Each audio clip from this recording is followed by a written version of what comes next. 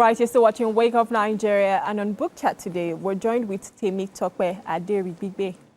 She's a mentor and an activator dedicated to helping mothers conquer, overwhelm, and optimize their productivity, their performance, and positioning while embracing a mindset of rest and rejuvenation.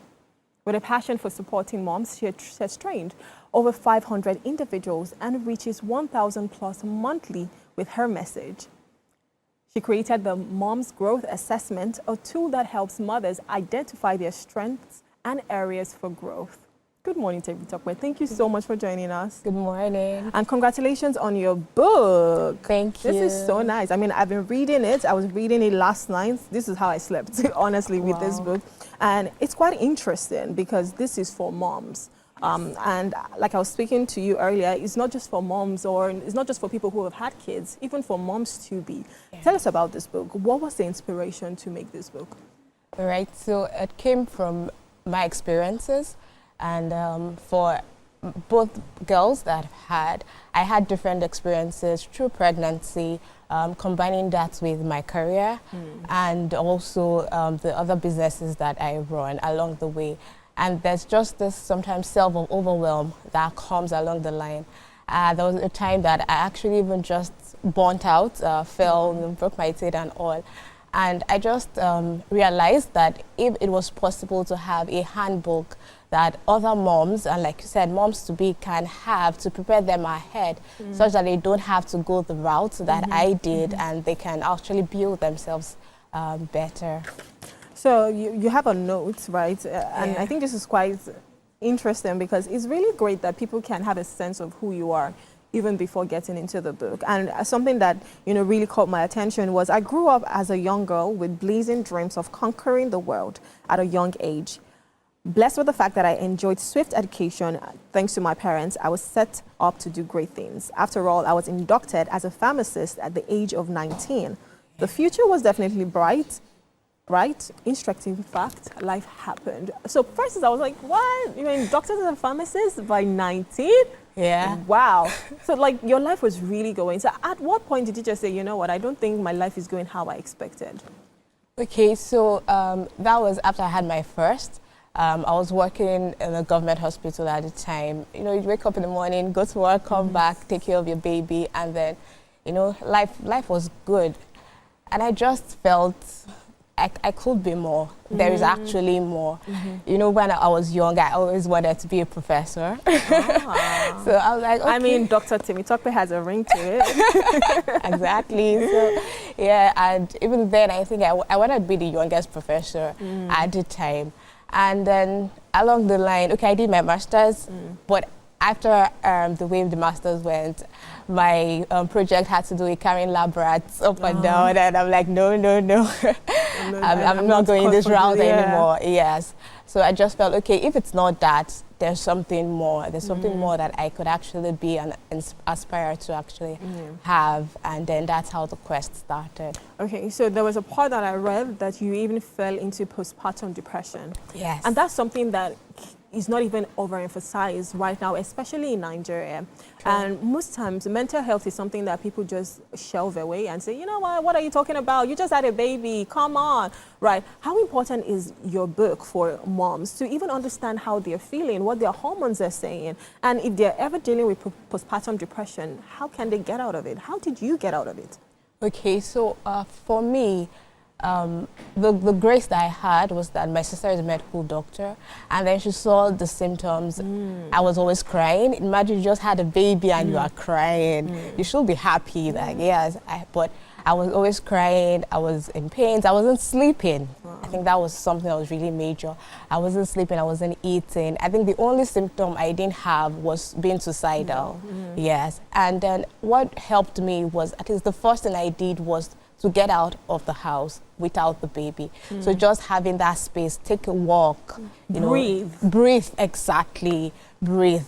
And then there are some severe circumstances that you might actually have to, go see a clinician, a therapist. And I actually had to actually see a therapist, to walk through the process and everything. And at the end of the day, by the time I had my second, it was a different experience. It was a totally different experience. So you spoke about, listening to a podcast or watching a podcast, right? Yeah. And that was something that sparked. You want to tell us about that?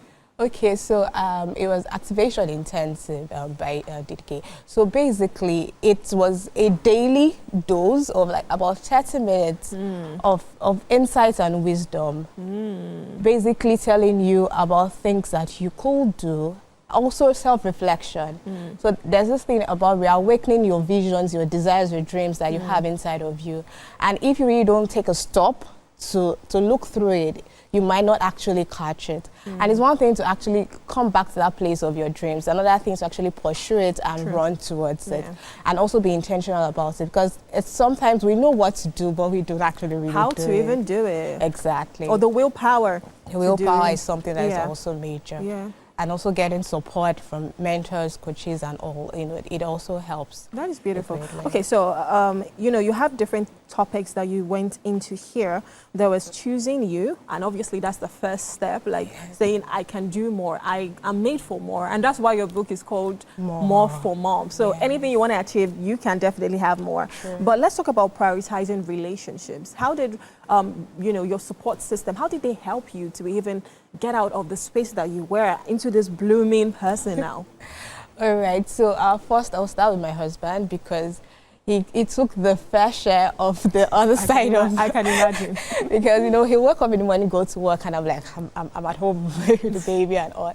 But because I read in your book that you started to have resentment towards him, like you're happy, you're excited that you have a baby. Meanwhile, I'm here, I'm crying. Yeah, so I had all of those. But by the time I was able to explain to him what was going on, at least when I also understood what was going on with me, he also went to do some research, that's also understand how it works. And then he has been supportive all through the way, even with my work and all. I have also mothers, his mom, my mom, and I also have friends. I call them like my power circle. I have key friendships, that to follow up on me, and actually very intentional about my growth, just like I am also about theirs. So it's something that also kept me on tab to make sure that I keep going no matter what, because life will always happen, challenges will step in, but we still keep going. So even with your friends, because there might be some people that you want to speak to or you want to let them in or not. In your book, you also spoke about setting boundaries. What does that mean? All right. So especially as a mom, and especially with the kind of personality that I have, I'm a giver. I give everything I have. But I realized that there are times you have to say no because you need to care for yourself. Exactly. And it cuts across every area of your life, even with my friends. There are times that you have to say, okay, I'm not available at this time, or I'm not able to deliver this for you at this time. And it's okay. Yeah. Sometimes we feel we have to explain our no's, but your no is your no. And it is also, it's something, it's a decision, it's an answer. So take that. Yeah. And it's also important to reinforce those boundaries because once you speak about it, okay, these are things I'm comfortable with and this is something I'm not.